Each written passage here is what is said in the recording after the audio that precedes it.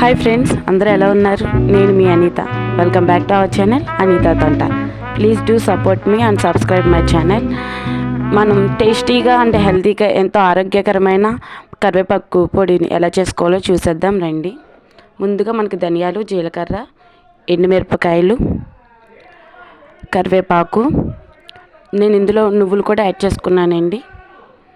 అది ఆప్షనల్, మీకు ఇష్టమైతే యాడ్ చేసుకోండి, లేదా లేదు. ప్యానంలో ఆయిల్ వేసుకుని ధనియాలు, జీలకర్ర ఇవన్నీ వేసుకుని ఇలా ఫ్రై చేసుకోవడం వల్ల మనకి ఎక్కువ కాలం అనేది నిల్వ ఉంటుంది. టేస్ట్ చాలా బాగుంటుంది.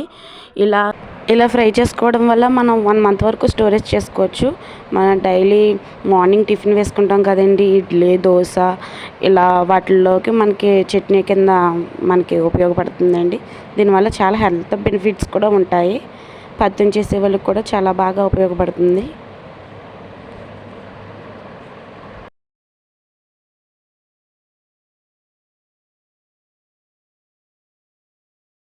కరివేపాకు పొడి రెడీ అయిపోయింది.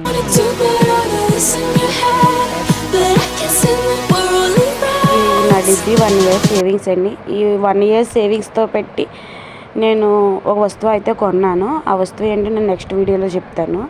ఈ డిబ్బీలో ఎంత అమౌంట్ ఉంటుందో గెస్ చేయండి. గెస్ చేసి కామెంట్ చేయండి. Okay, bye. Don't forget subscribe. Please support me.